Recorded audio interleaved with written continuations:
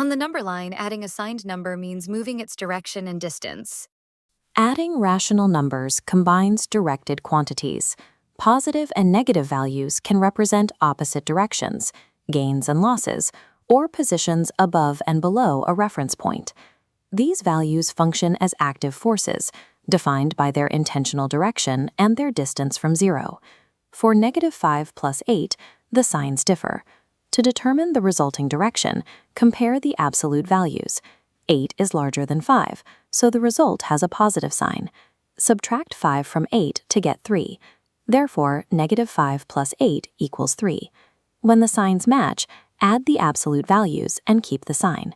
-2.5 plus -1.75 equals -4.25.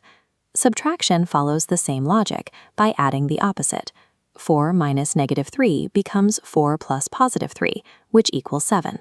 This property of opposites means the distance between a number and its mirror value is exactly twice its absolute value. Because they offset one another perfectly, a number plus its additive inverse, its exact opposite, equals 0. Fractions follow the same rules after finding a common denominator. Keep the sign reasoning separate from the fraction arithmetic.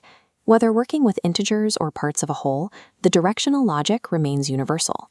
Recap. For addition, combine magnitudes according to the signs. For subtraction, add the opposite. Then check whether the direction of the answer makes sense.